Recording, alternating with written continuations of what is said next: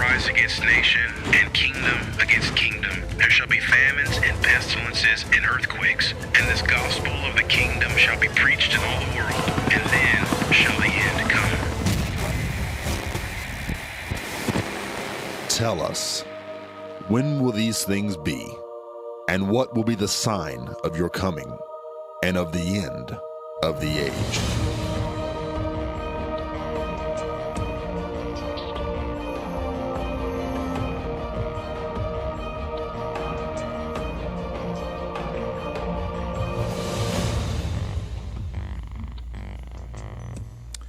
A clear understanding of Revelation chapter 12 and 13 has allowed us to be absolutely sure of two things. Number one, the United States will stand with Israel in the end time. And number two, the United States will not be part of the end time world government and therefore will not be under the reign of the Antichrist. We will discuss the ongoing fulfillment of these prophecies on today's edition of End of the Age. On today's program, I'm going to be discussing America's prophesied secession from the world government. Global elites have been for decades working assiduously to create a world government. You've heard about it in the news for years now. And it's kind of a shadowy type world government unless you understand the prophecies of the Bible and history. The goal is a global governing system so all-inclusive and minutely detailed, it will control all aspects of every person's life on the planet. The intention is to eventually regulate all individual production and consumption patterns with the ultimate objective of thought manipulation resulting in absolute obeisance and worship. Now, this is Bible and history. Bible prophecy tells us this in intricate detail, and we're watching it play out in our news media every day. The outcome of these efforts is the formation of international institutions specifically designed to govern the world. These include many recognizable organizations such as the United Nations, the International Monetary Fund, the International Criminal Court, the World Bank, the World Health Organization, the North Atlantic Treaty Organization, or NATO. And this is just to name a few. There are actually hundreds and hundreds of them. And of these, of course, the United Nations is the seat of this world government, located right here in the United States, in New York. I'm doing a Bible study in New York every Thursday evening, and I'm about 8 blocks from the United Nations. And so I'm very, very familiar with that entity and what it was designed to be from its inception. Now, Fenn Olser Hampson, Paul Heimbecker, and Gordon S. Smith of the Ontario-based Center for International Governments and Innovation, they contributed their thoughts about the role of the United Nations and the future of global governance in a feature of the Council on Foreign Relations and on the Council of Councils initiative. And they stated this, very, very important. This is how globalists think. As we adapt to the emerging global threats, let's not lose sight of what we have achieved. The UN has largely fulfilled the chartered goals established in San Francisco 70 plus years ago now, and in doing so has spawned an extensive body of international law. Remember, they're forming a world government here. Treaties, norms, practices, and institutions that govern most facets of interstate relations. With these applications, the United Nations Charter has become the world's central operating system, the motherboard of global governance, making it possible for ideas such as the Millennium Development Goals or the Sustainable Development Goals to become policy drivers, and for organizations, notably NATO, the G8, the G20, and civil society, to function more effectively. So folks, needless to say, the plan to govern the entire planet and its citizens, you and I, is progressing very rapidly. And of course, it's prophesied in Scripture. Now, you say, well, where did all this begin? Really quickly, let me give you just a little history. After World War II, the United States actually led the efforts to create this New World Order. And for the last 7+ decades, the World War II ended in 1945. That's when the United Nations Charter was signed. So for the last 7+ decades, the United States has been one of the principal drivers in this effort of a new world order or a world government. Now, every administration since the founding of the United Nations, whether Republican or Democrat, has fully supported the New World Order. And wielding vast amounts of power, of international power, along with the other 4 victor nations of World War II, which were China, France, Russia, and the United Kingdom, the United States is one of the 5 permanent members of the United Nations Security Council, which has veto power over any Security Council resolution. So, needless to say, there is a world government being formed in the earth, and up until this point, from its inception, the United States has been a very integral part and a main driver of that world government. Turn your scriptures from black and white into color. Experience the footsteps of Jesus. Understand Bible prophecy that is coming to pass right now. Join Irvin and Judy Baxter and the End Time team this spring 2018 for a life-changing trip to Israel and Jordan. Mark your calendar for April 26th through May 11th for this amazing journey. Call 1-800-ENDTIME, that's 1-800-363-8463 and press 2, or go to endtime.com/Israel-tour to receive your information today. Move Mountains with Irvin Baxter, the new book by Irvin's grandson, provides 30 days of devotion that will enhance your connection to God and others. Authentic illustrations from early morning devotions at End Time will help you find your purpose and eliminate fears. Commit to taking this 30-day journey and experience real life change. Order this brand new book for only $14.99. Call 1-800-363-8463 or go to endtime.com/move. We got married in 2003. We clashed immediately. Everything seemed to be going wrong. We started following End Time Ministries, and we started going to End Time Bible studies. Our life's never been the same. It's just been so powerful and so great, and God has done such a mighty work that saved my life, and it saved my soul for eternity. God did use this ministry to literally bring us to Him and make the old man pass away and the new man come to life. Thank you for giving to End Time Ministries. Offering hope to people like us.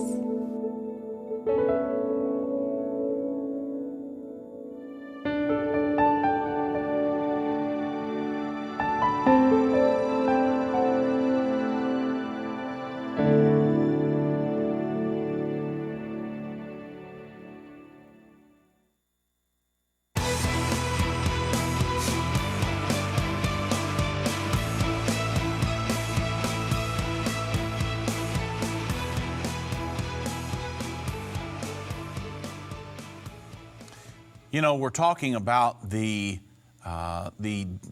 grand design, the New World Order, the world government that's being established in the earth today. And the United States was actually one of the principal players in the formation of this world government, this New World Order, the United Nations system. And since we forged this global governing system, the United States has really put our money where our mouth is. In 2016, the United States remained the largest donor to the United Nations, contributing more than $10 billion, roughly 1/5 of the collective budget of the United Nations. The United States also funds the largest percentage of NATO, basically the United Nations global military arm. We fund their 22.144% of their budget. So again, needless to say, the United States is intricately involved in the establishment of this world governing system. And over the last 73 years, the world has looked to America really as the big brother, the leadership in the implementation of this New World Order agenda. And you know what? We are the leader, or at least we were until recently, not just of the United Nations or NATO, but of all the multilateral institutions designed to govern the world. However, Bible prophecy foretells a completely different political atmosphere in the end time. According to the prophecies, there will be a world government established. We know that. And that's going to be just prior to the second coming of Jesus Christ. But the United States will not be in full compliance with the agenda of this world government power. So let me talk to you quickly about the prophesied world government. It's very important. This is why it helps so much with the understanding of Bible prophecy going into the end time. If I didn't understand Bible prophecy and I was going into the end times, I mean, honestly, you'd be very lost on the world stage. What's going on? What's happening in the world? I don't understand.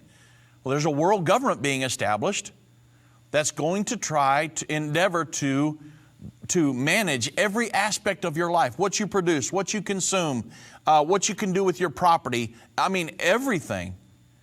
And so it was prophesied in the Bible 2,000 years ago. So 650 years before John wrote the book of Revelation on the Isle of Patmos, the prophet Daniel was given a vision of 4 beasts that represented kingdoms or nations which would exist at the time of the second coming of Jesus Christ.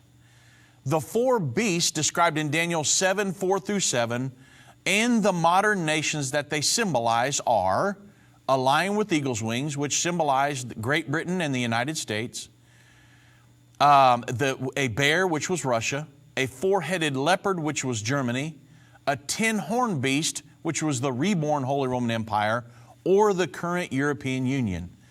Now, jump forward 650 years in the book of Revelation, chapter 13, verse 1-2, John uses these exact same beasts or nations to describe the end-time world government. In John's account, the 4 separate nations of Daniel 7 have federalized into one large global governing body. And the interpretation goes something like this. And I stood upon the sand of the sea, and saw a beast rise up out of the sea, having 7 heads and 10 horns. That's the federated world government. And upon his horns, the 10 horns would be the representative of the 10 nation alliance with the Antichrist, or the European Union in the end time. He had 10 crowns, and upon his heads the name of blasphemy. And the beast which I saw was like unto a leopard. There's Germany again. And his feet were as the feet of the bear. There's Russia. And his mouth was as the mouth of a lion. That's Great Britain. And the dragon, or Satan, gave this entity its power, its seat, and its great authority. So this is a prophecy of the exact New World Order or world government that is currently being established in the earth today. Now, I just want that to sink in, because we're talking about a 2,000-year-old prophecy that we are watching come to pass as I speak to you today. On the grandest scale, the most powerful, wealthy, influential individuals in the world are working day and night to establish this world government in the earth. And John prophesied that this would be the case 2,000 years ago. So I'm thankful that I understand Bible prophecy and that the Lord has revealed these things to us, and we can help teach you and share these things with you, because going into the end time, if we didn't understand about this world government, we might think, well, hey, it's being sold to us as this last great humanitarian organization, the last great hope for mankind, and we might think it's a good thing, but it's eventually going to turn into a very, very bad thing. It's on its way there now, and it's something that we will not want to be a part of in the very near future, according to Bible prophecy. So,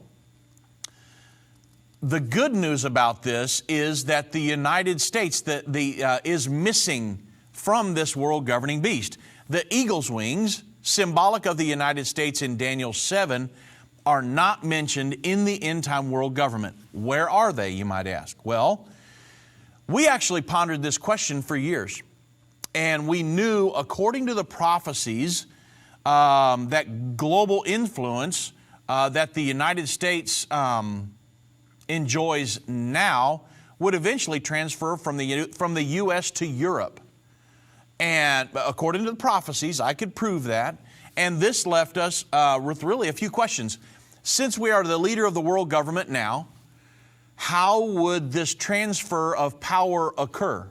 Would the United States be wiped out in World War III, or at least have sustained so many casualties that we were brought to our knees and really became a non-factor on the world stage?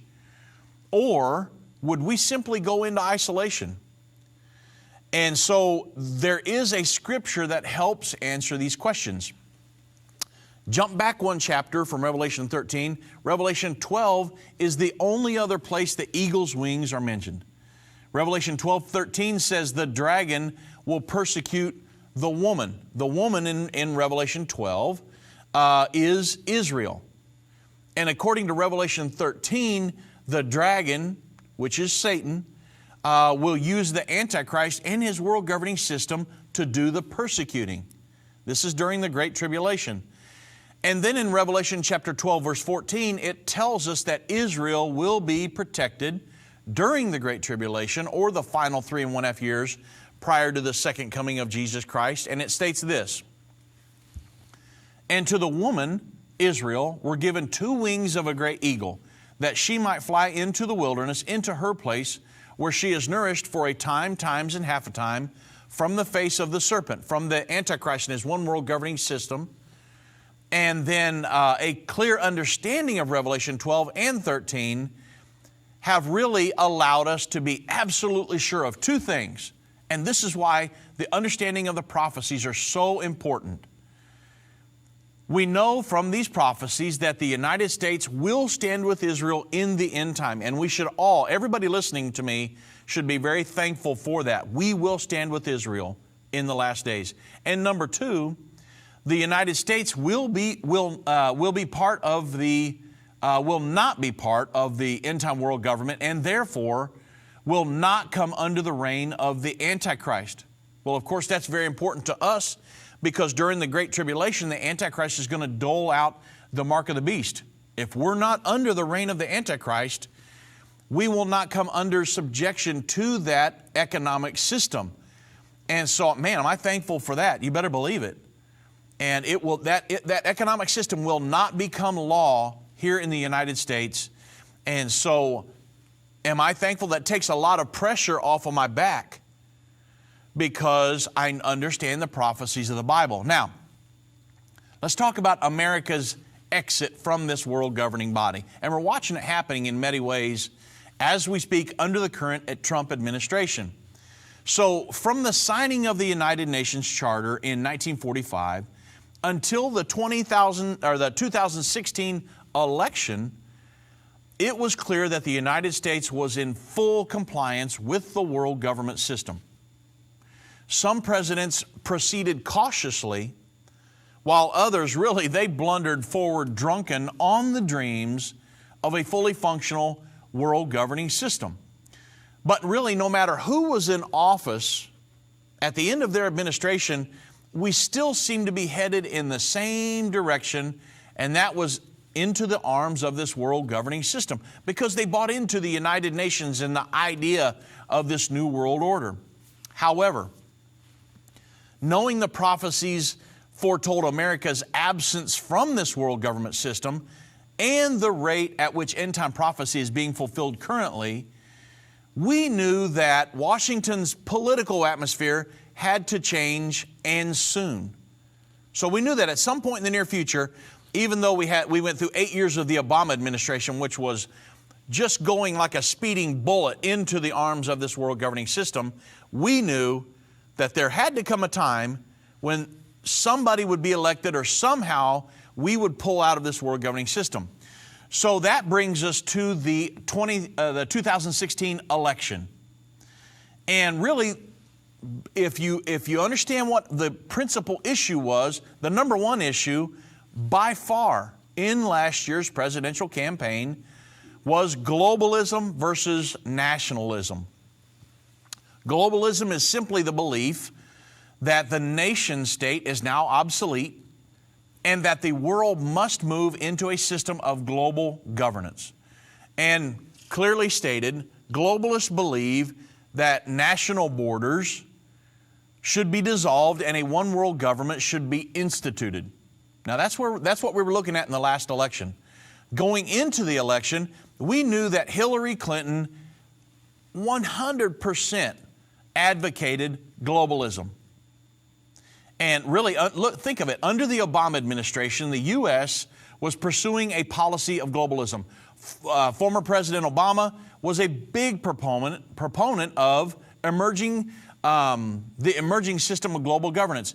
He threw America's borders open, refusing to enforce our immigration laws. And at that time, Secretary of State Hillary Clinton promised to continue the globalist policies of Barack Obama. But on the other hand, then presidential candidate Donald Trump strongly opposed globalization and open borders. He wanted to control our borders, to build a wall, and restore American sovereignty. Well, Irvin, Baxter, myself, a lot of us were sitting around talking and we're thinking, is this really happening? Is there a presidential candidate that would actually stand in the face of the international community and say, we're going to build a wall? I mean, we were kind of taken aback by it. I mean, it was like, wow. So, but with the understanding of the prophecies of America's secession from the ongoing process of globalization and further enslavement of the world government, we wondered if a future President Trump could be the one. When we saw it came right down to Hillary and Donald Trump, we got to thinking, could he be the one, if he were to get elected, which it was a long shot, let's face it, and could he be the one to bring about the exit of the United States from this world governing system? Well, then comes his first speech at the United Nations, and President Trump vowed to put America first by stating, he actually said this, the greatest in the United States Constitution is its first three beautiful words. They are, we the people. Many of the previous administrations was about we the government. And then Donald Trump said in his speech, generations of Americans have sacrificed to maintain the promise of those words, the promise of our country and of our greatest history. In America, the people govern, the people rule, and the people are sovereign. I, Donald Trump, was elected not to take power, but to give power to the American people where it belongs. In foreign affairs, we are renewing this founding principle of sovereignty. Our government's first duty is to its people, to its citizens, to serve their needs, to ensure their safety, and to preserve their rights, and to defend their values. As President of the United States, I will always put America first. So here he is. He's saying, look, I know that there's the international community and many of my predecessors have bought into that. But I am going to put the people of America first. And we're not going to play ball with you guys like we originally had over the past 7 decades. So what we have to do is to consider some of President Trump's efforts in his secession plan. And whether it's a rebuke of the global governing system or a complete withdrawal from an enslaving treaty, consider the Trans-Pacific Partnership. Donald Trump is working his plan to put America first. It's very important that we understand that, because you remember from the prophecies of the Bible, America is not going to be a part of that world governing system. I jump back to Revelation 12. We're going to stand with Israel all the way to the end, and we will protect her. The Israel's given. Revelation 12:14.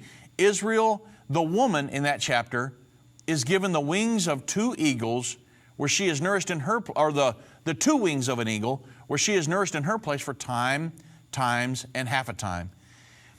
Now, the world government prophesied in Revelation 13, it's already coming to pass.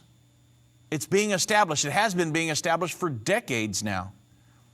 And now here we are watching the President of the United States with a secession plan saying, no, I know there's a world government, but I'm going to put the United States first, America first. You've heard him preach of that.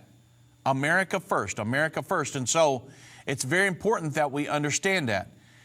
Now, I'm going to go through a few of the different things that Donald Trump has done to pull us out of the NATO rebuke, many of the different things. He actually talked about socialism as being a bad thing at the United Nations, which is from its inception, the United Nations was designed to be a one world governing body, a socialistic one world government. And yet Donald Trump stands in his first speech at the United Nations and says and he hammers down on socialism, talking about Venezuela and some of the horrific things that socialism has done there. And so it was very eye-opening to see that happen. And so that it was, we're going to talk about when you talk about the NATO rebuke, the socialism at the United Nations, we talk about the recognition of Jerusalem as the capital of Israel. And so it's very important that we understand that Donald Trump has a secession plan, and it's prophesied in Scripture that the United States will pull out of that United Nations system, that world governing system. And with the understanding of Bible prophecy, we can see it happening right now before our very eyes. If ever people need to hear the unvarnished truth, it is now. There are some subjects that are not politically correct to talk about, but they're urgent. That's why I'm grateful for End Time Magazine. If you're not a subscriber, you're missing information that will really impact your life. End Time has a bi-monthly magazine that explains how current events are fulfilling Bible prophecy. You can get a 2-year subscription for only $29. You can also get a bulk subscription and pass them out to your church. We have gotten reports that End Time Magazine has caused spiritual awakenings in churches when they see the prophecies being fulfilled right now. You can start your own ministry and leave them in doctors' offices, libraries, laundromats. You never know if you might be responsible for saving someone who is searching for the unvarnished truth. That's what the magazine has done in many lives. Call 1-800-363-8463. That's 1-800-END-TIME and get your subscription today. Turn your scriptures from black and white into color. Experience the footsteps of Jesus. Understand Bible prophecy that is coming to pass right now. Join Irvin and Judy Baxter and the End Time team this spring 2018 for a life-changing trip to Israel and Jordan. Mark your calendar for April 26th through May 11th for this amazing journey. Call 1-800-END-TIME, that's 1-800-363-8463 and press 2, or go to endtime.com/Israel-tour to receive your information today. If your station only carries the first 30 minutes of End of the Age, go to endtime.com and click the watch button to continue today's broadcast. You can also finish up later by clicking the archives button.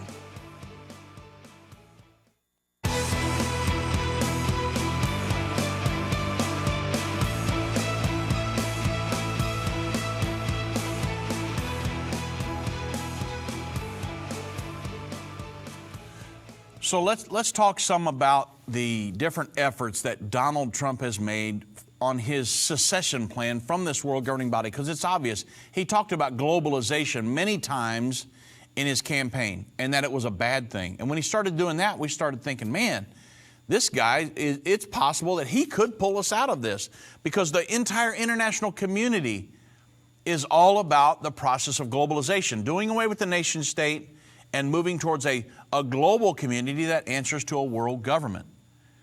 And so let's talk about the NATO rebuke by Donald Trump. If you don't know, the North American or the North Atlantic Treaty Organization, or NATO, was formed on April 4th, 1949. Its purpose was to protect Western European nations against the spread of communism. However, in kind of a rebuttal to that, Russia signed the Warsaw Pact, which was kind of their, the European nations and America had, the Western nations had NATO, Russia and the communistic nations had the Warsaw Pact. But then when Gorbachev kind of dissolved the USSR, the Warsaw Pact went away, but NATO never went away. So NATO was kind of left with really nothing to do, quote unquote. But over time, NATO has now emerged as the military arm when the enforcement of the will of the world community is necessary. So they're the enforcement arm of the world government, NATO. Whenever in Libya, Muammar Gaddafi, consider that. When Muammar Gaddafi didn't bow down to the edicts of the international community, a NATO force went in there and we took over. And so consequently, you can see what NATO's doing now. It's the military arm of the United Nations and the international community. Well, on May 25th, 2017, President Trump delivered remarks at the beginning of the NATO summit in Brussels, chastising members for not paying their fair share. Now, we're talking about the leader of the United States chastising members of the international community. Doesn't sound normal, does it? But again, we're talking about Donald Trump. He said NATO members must finally contribute their fair share and meet their financial obligation. But 23 of the 28 member nations are still not paying what they should be paying and what they're supposed to be paying for their defense. And this is not fair to the people and the taxpayers of the United States. And many of these nations owe massive amounts of money from past years and are not paying in those past years. So Donald Trump is standing here as remember, up till this point, we were the leader of this world government, this new world order. We were the big brother that everybody looked up to. And now, and in full compliance, the Obama administration in 100% full compliance with world government and the international community edicts. But Donald Trump stands and chastises them for not paying their fair share. You know, the previous administrations were very diplomatic, cordial, and hey, but now Donald Trump says, no, you guys are going to start paying your fair share. And this is just one of the things. Look at the withdrawal from the Paris Climate Agreement. The Paris Climate Agreement and the Sustainable Development Goals, they are really twin efforts designed specifically to govern the planet. One without the other is really pointless. So let me explain. The Sustainable Development Goals were unanimously adopted by all 193 members of the United States, or the United Nations, in September of 2015. President Obama signed us on, the United States on, to comply with the edicts handed down of the Sustainable Development Goals. So what it is, it's really a United Nations global governing plan, and it's called Transforming Our World, the 2030 Agenda for Sustainable Development. And according to the United Nations' own website, the 17 Sustainable Development Goals and 169 targets demonstrate the scale and ambition of this new universal global agenda. So the Sustainable Development Goals are an effort by the United Nations to control every aspect of every person on the planet. One of the main areas of, let's say, quote unquote, according to them, critical importance is the planet itself. According to this 2030 agenda, they state we are determined to protect the planet from degradation, including through sustainable consumption and production, sustainably managing its natural resources, and taking urgent action on climate change so that it can support the needs of present and future generations.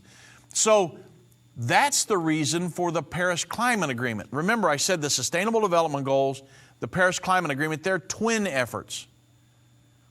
So in the Sustainable Development Goals, you've got this huge faction where they say, hey, we have to manage the planet because of this human-induced global warming, which leads to climate change. And so there's this propaganda that's going on, and many of you have heard us talk about it many times, about the propaganda of climate change. It's one of the huge planks of the Sustainable Development Goals. And of course, we know that in the end, it's a wealth redistribution scheme. But without a commitment, that's what the Paris Climate Agreement was all about, was making people commit. Without a commitment from the states, from every nation to curb their greenhouse emissions, it would be impossible to achieve the Sustainable Development Goals. So now you understand the importance of the Sustainable Development Goals, the Agenda 2030, the United Nations effort to establish a world government in the earth, goals they wanted to hit by 2030, and they needed a commitment from all the nations of the earth. So that just on the heels of that, the Sustainable Development Goals were signed in September of 2015.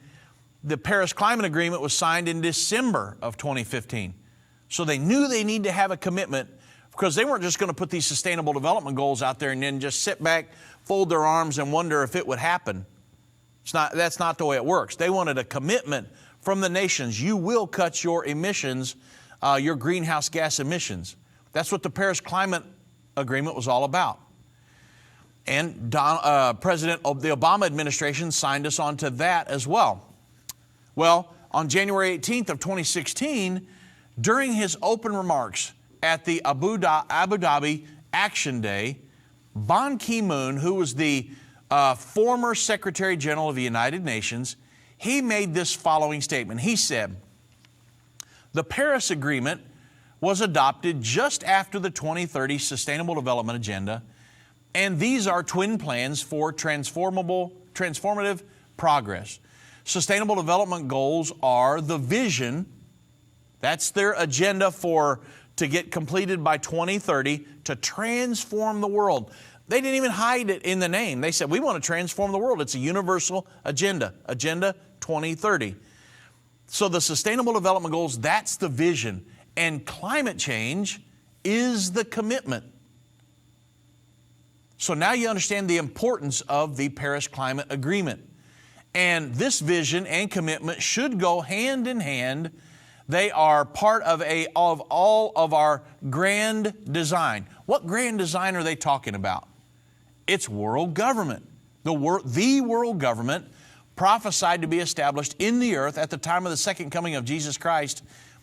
Ban Ki-moon was talking about that in his speech in Abu Dhabi. He said this should be complemented, these should complement each other, and if we don't implement climate change agreement, all these 17 goals will not be fully implemented. So he understood the importance of got to have a Paris Climate Agreement to support the Sustainable Development Goals, or they'll never happen. Well, now you can understand the importance of Donald Trump's withdrawal. The United States, the main driver behind this. Now, just after Donald Trump's elected, he's going to withdraw from the Paris Climate Agreement.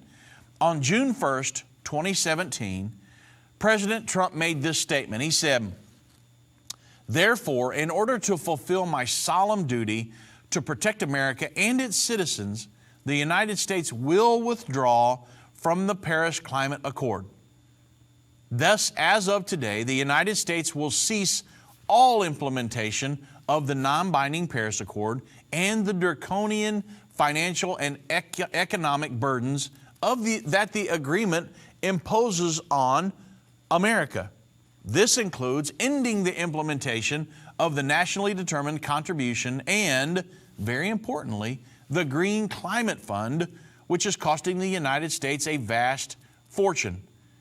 So now you see the importance of him pulling out of the Paris Climate Agreement. A lot of people thought, well, if you don't understand the prophecies of the Bible and the world government and what all is going on in the grand scheme of things, this just passed a lot of people by. I've talked to them and they're like, they don't even understand what the ramifications of all of this are.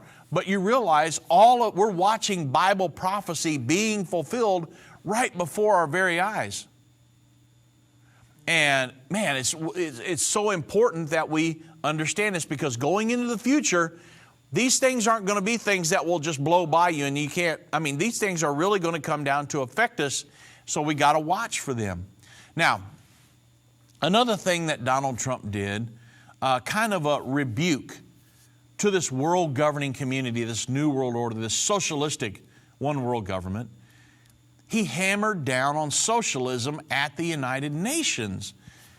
You would never hear a President Obama or a Bill Clinton or a George H.W. or George W. Bush hammer down on socialism at the world government, because they had bought into both the Bushes, Bill Clinton. Bill Clinton was a liberal internationalist, who believed in a world government. President Obama, he believed in a world government to his eyeballs. They would never stand in a speech in the United Nations and talk disparagingly about socialism. Why? Because from its inception, the United Nations was designed to be a socialistic one world governing body. The original UN Charter was written by Alger Hiss, who was later revealed to be a communist spy. And to this day, not one word of the original charter has changed. So, one of the main planks of socialism is wealth redistribution. And in the United Nations Global Governing Plan, Transforming Our World, the 2030 Agenda for Sustainable Development, under the subtitle New Agenda, it states that this will be the only this agenda will only be possible if wealth is shared and income equality is addressed. In other words, this is only going to be possible if we have wealth redistribution. And it is a socialistic plan to govern the world. That's exactly what the Sustainable Development Goals are. And then let's face it, Antonio Guterres, the current Secretary General of the United Nations, he was president of the Socialist International from 1999 to 2005. Prior to his doing that, he was also the Socialist International Vice President between 92 and 99, as well as the chair of the Socialist International Committee on economy policy and development and the environment. So the Socialist International's own website. Tell you what, I'll go through what it says just after the break. I know we're coming up to a break, but can you see how Donald Trump, I'm going through what he's going to say about socialism in his first speech when we come back from the break. The nation of Israel, God's chosen place from the beginning of time. It's no coincidence that strife, conflict, and rumors of war follow it every day. We believe America's destiny is to aid the nation of Israel and Jewish people around the world. This is something we are passionate about. End Time Ministries is partnering with the Jewish Agency for Israel and outreach to assist Jews to find their way home. Your gift will greatly impact America's God-given destiny to join with the Jews so they also can have full understanding of Bible prophecy and what is just ahead. Become a partner today. If you are unable to donate financially, please continue to pray for America's direction on helping Israel and its calling to assist God's chosen nation. The Bible predicts there is another Jewish Holocaust just ahead. Persecution against the Jews will take place. Help today by donating any amount to save the Jews by calling 1-800-END-TIME or go to endtime.com right now.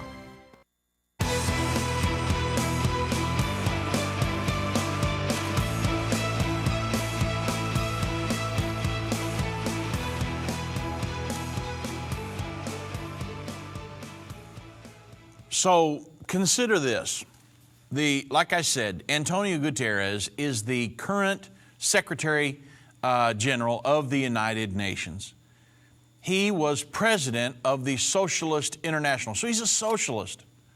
And on the Socialist International's own website, it states this. It says, strengthening the United Nations as an important step in the creation of this new democratic world society. They're really not even trying to hide what they're doing here. They want a socialistic one world governing body. That's what they're trying to create. And the Bible specifically says In the end time, there will be a socialistic, one world governing body governing the world, eventually ran by the Antichrist. Their website goes on to say that where there is a consensus among major nations, significant peacemaking and peacekeeping initiatives are possible. The UN specialized agencies like the World Health Organization, the United Nations, like the organs like the UNDP and the UNICEF, they've demonstrated that the governments and citizens of various nations can work effectively together in pursuit of common international goals. In other words, we can have an effective world government, a socialistic world government. So always remember this. Socialism is the political ideology of the international community. Socialism. When you hear about the international community, world government, New World Order, it's socialism. You say, well, hold on a minute. You said the United States was one of the creator of this, one of the main drivers behind this. Yeah. And does that mean some of these guys had socialistic principles in mind? Perhaps we'll answer that on another program. On September 19th, 2017, during his first speech, now understanding how socialistic the United Nations one world governing body is, during his first speech as the President of the United States at the United Nations, Donald Trump made the following statement. He said, "The problem in Venezuela is not that socialism has been poorly implemented, but that socialism has been faithfully implemented at all. From the Soviet Union to Cuba to Venezuela, wherever true socialism or communism has been adopted, it has delivered anguish, devastation, and failure. Those who preach the tenets of these discredited ideologies only contribute to the continued suffering of the people who live under these cruel systems." Bang. Donald Trump stands in the United Nations, his first speech as President of the United States, and makes this statement hammering down on socialism. And here sits the UN Secretary General, who was president of the Socialist International for years, an absolute socialist. Just about everybody in there are socialists. And Donald Trump stands up and hammers down on it. So I'm talking to you, remember, about the secession of the United States from this world government. All the different things that Donald Trump has done. Another huge one was recognition of Jerusalem as the capital of Israel. Let me give you a little back history, because a lot of people don't understand how important it is, because they don't understand history and the international community and this, that, and the other, what it was all designed to be in the beginning. On November 29th, 1947, the United Nations voted to create the nation. It was the partition plan. They voted to create the nation of Israel and the land of Palestine, envisioning Jerusalem as an international city. The Israelis accepted this agreement, but the Arabs rejected it. Israel then declared independence on May 14th, 1948, and on May 15th, 1948, 42 million Arab people launched a war against the little nation of Israel, igniting the Israel-Arab War of Independence. So when the Armistice Treaty was signed in 1949, Israel controlled more land than what the United Nations had given originally. Then and that lasted till 1967. Well, in 1967, Israel is invaded again by an army of Arab states led by Egypt this time, and Israel defeated all of the neighbors who fought against her. This was the Six-Day War, and gained really substantial territory in that war, including the West Bank, the Gaza Strip, and the Sinai Peninsula, clear down in Egypt. And most importantly, though, they gained control of East Jerusalem and the Temple Mount. Then on July 30, 1980, the Israelis Knesset passed the basic law.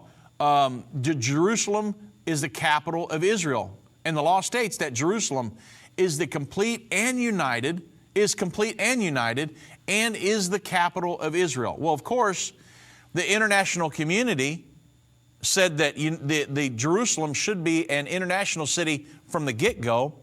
They've never recognized that law. And then on December 23rd, 2016, the Obama administration abstained from voting on the UN Security Council Resolution 2334. Item number 1 of the UN Security Council Resolution 2334 clearly states that Israel's presence in East Jerusalem is illegal and is a flagrant violation of international law. And it states this. I want to read it because it's very, very important. You got to understand why that's why I want to go over a little history, why they don't accept East Jerusalem as Israel's capital. This resolution that the Obama administration allowed to pass, which is very anti-Israel resolution, it states that it reaffirms that the establishment of Israel, by Israel, of the settlements in the Palestinian territory occupied since 1967, including East Jerusalem, which, folks, this is where the Temple Mount's located. So imagine the international community, and you're a Jew saying, well, the Temple Mount really should belong to the Palestinians. I mean, what would you do? But the resolution said that the settlements and everything they're doing, including East Jerusalem, has no legal validity and constitutes a flagrant violation under international law and a major obstacle to the achievement of the two-state solution and a just, lasting, and comprehensive peace. So this is the mindset of the international community, the world government, the New World Order, call it what you will, against the eastern section of the city of Jerusalem. They believe the future of Jerusalem must only be negotiated by the Palestinians and Israelis sitting side by side in direct negotiations. So you understand what the international community thinks about Jerusalem. Well, now you can understand why Donald Trump's announcement to recognize Jerusalem as Israel's capital was such a shock to many. I mean, the international community howled at it because they do not, they say, oh, there's never going to be a peace agreement signed. I can't believe you've done this. You know, there's no way we'll get peace in the Middle East now because of what Donald Trump just done, because they don't recognize East Jerusalem at all, should even be have anything to do with Israel. So what happened? On December 6th, 2017, President Trump stated this: therefore, I have determined that it is time to officially recognize Jerusalem as the capital of Israel. While previous presidents have made this a major campaign promise, they failed to deliver. Today, I am delivering. I've judged this course of action to be in the best interest of the United States of America and the pursuit of peace between Israel and the Palestinians. This is a long overdue step to advance the peace process and to work towards the lasting agreement. I've taken Jerusalem off the table. Israel is a sovereign nation with the right, like every other sovereign nation, to determine its own capital. Acknowledging this as a fact is a necessary condition for achieving peace. Through all of these years, presidents representing the United States have declined to officially recognize Jerusalem as Israel's capital. In fact, we have declined to acknowledge any Israeli capital at all. But today, we finally acknowledge the obvious, that Jerusalem is Israel's capital. This is nothing more or less than a recognition of reality. It is also the right thing to do. It's something that has to be done. That's why, consistent with the Jerusalem Embassy Act, I am also directing the State Department to begin preparation to move the American Embassy from Tel Aviv to Jerusalem. This will immediately begin the process of hiring architects, engineers, planners, so that a new embassy, when completed, will be a magnificent tribute to peace. So, can you get feel the weight of what happened here. Donald Trump stands in the face of the international community knowing that they don't recognize, or the modern day world government, knowing that they do not recognize East Jerusalem as Israel's capital. It says they actually passed Resolution 2334. It's illegal for them to occupy that in the eyes of the international community. So you have the President of the United States on December 6th, who the United States, remember, helped to create the United Nations originally. And we've been really the big brother, the leader that the world has looked up to all for the last 70 years in the efforts to establish this world government, this United Nations, this New World Order, this international community in the earth. They've looked to the United Nations. We've been the main funder of the United Nations, the main funder of NATO all this time. And now you have the President of the United States stand and say, we recognize Israel, or Jerusalem, as Israel's capital. Can you feel the weight of that now that you understand the history of what really went on here? Donald Trump stood in the face of all of this world governing body and said, no, not going to play ball with this. These guys, we're taking the Jerusalem off the table, the negotiating table. Now, let's get this thing done. And there's actually, I can't remember the name of the city, but they're actually, Abbas has said that they've proposed another city close to, just outside of Jerusalem for, it's Abu Dis or something like that, for the capital of a Palestinian state in creating a two-state solution. So we're really watching to see what happens here in the near future with the Trump administration's plan that they're going to be rolling out, the peace plan, because they seem to think that the Palestinians and the Israelis might buy into it. So I don't know. Only time will tell if that happens. But I wanted you to kind of see today what's really happened over the last year. Donald Trump made several big moves and several rebukes to the international community to say, hey, I'm not going to play ball with you guys. It's going to be America first. And specifically, the Bible says that the United States will not be part of that world governing system in the end time. We pondered for years, how's this going to take place? And now here we are watching it come to pass.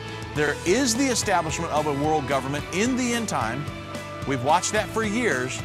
And now we're watching the secession of the United States from that world governing body, a direct fulfillment of Bible prophecy right before our very eyes.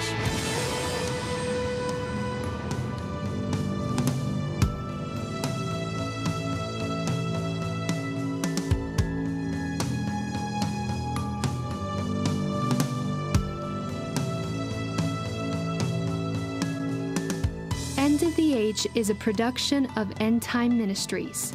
This broadcast will be available on our website, endtime.com, in the archives section. On our website, you'll also find more information about how current events are fulfilling Bible prophecy. To reach our operators, call 1-800-END-TIME.